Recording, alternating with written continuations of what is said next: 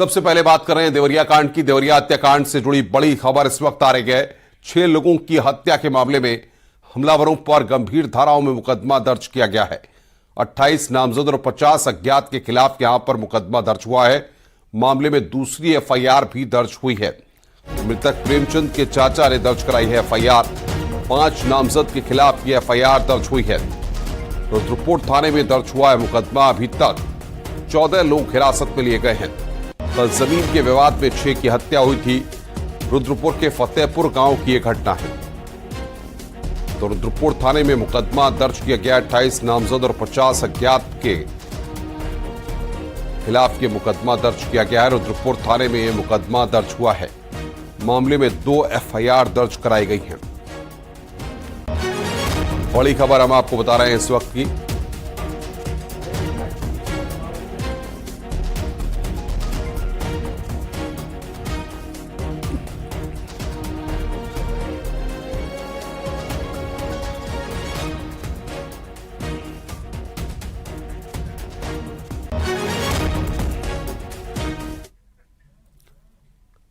देवरिया में हुए हत्याकांड में 2 मुकदमे दर्ज हुए हैं। पहला मुकदमा मृतक सत्यप्रकाश की बेटी की तहरीर पर दर्ज हुआ है, जिसमें 28 नामजद और 50 अज्ञात के खिलाफ केस दर्ज हुआ है।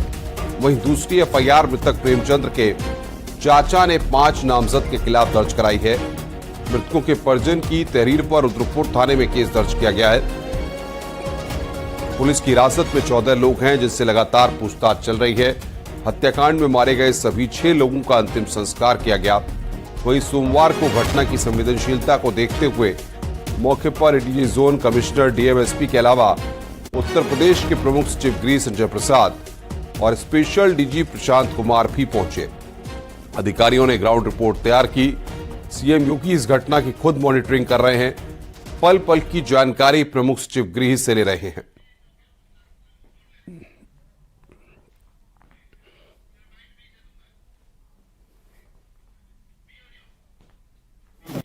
दुर्भाग्यपूर्ण घटना है जिसमें इंडिया टीम के 5 लोगों की और दूसरी तरफ से एक व्यक्ति की हत्या हुई है।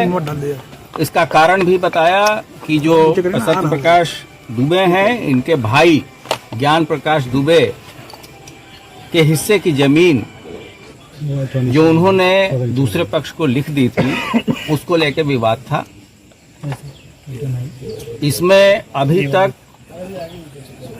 14 लोग हिरासत में हैं। इस पूरे प्रकरण में ठोस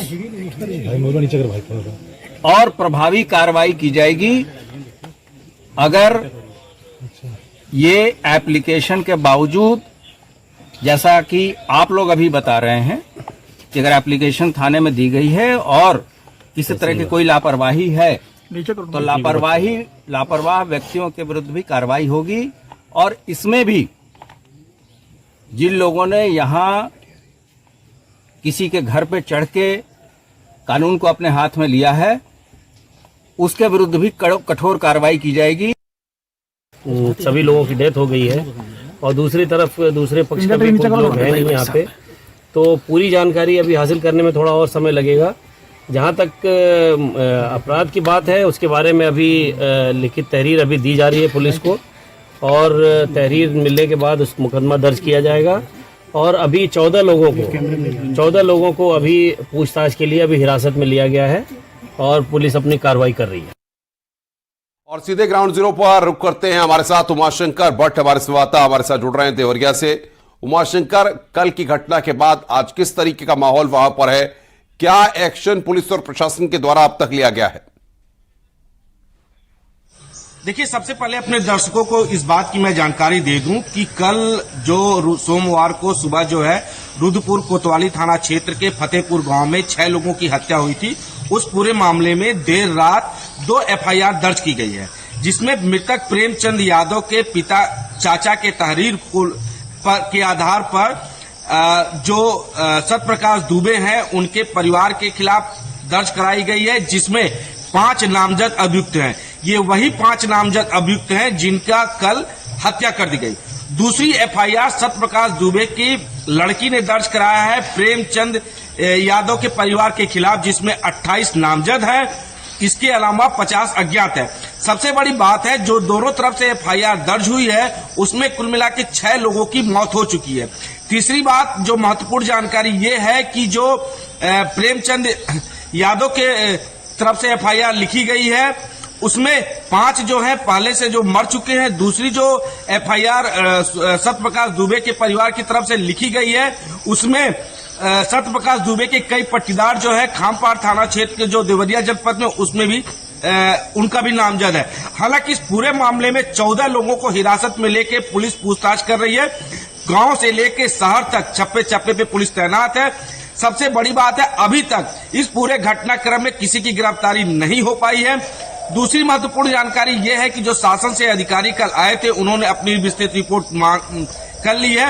अगर राजस्व स्तर पे कोई गड़बड़ी हुई है या थाने स्तर पे कोई गड़बड़ी हुई है तो उसमें एक्शन लिया जाएगा। लेकिन जिस प्रकार के नृशंस हत्या हुई है उससे कहीं न कहीं देवरिया जिले में सनसनी का माहौल है। हर गांव के कई घर जो है पलायन कर चुके हैं, लोग कुछ बोलने को तैयार नहीं है। देर रात 600 का जो है अंतिम संस्कार कर दिया गया है। मृतक प्रेमचंद यादव का जो पार्थिव शरीर और कुंडा नाले पे अंतिम संस्कार किया गया और वहीं 5 जो सत्यप्रकाश दुबे, उनकी पत्नी, उनकी 2 बेटियां, उनके लड़के की जो है अंतिम संस्कार रामपुर कारखाना थाना क्षेत्र के पटनवा पुल पे किया गया है। हालांकि डीएम और एसपी लगातार इस घटना की जानकारी ले रहे हैं। वो लोग भी कैंप किए गए हैं।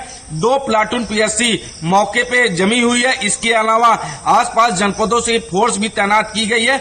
या यूं कहें कि एक प्रकार से देखा जाए तो हर गली और हर घर पे पुलिस की नाकेबंदी है। जी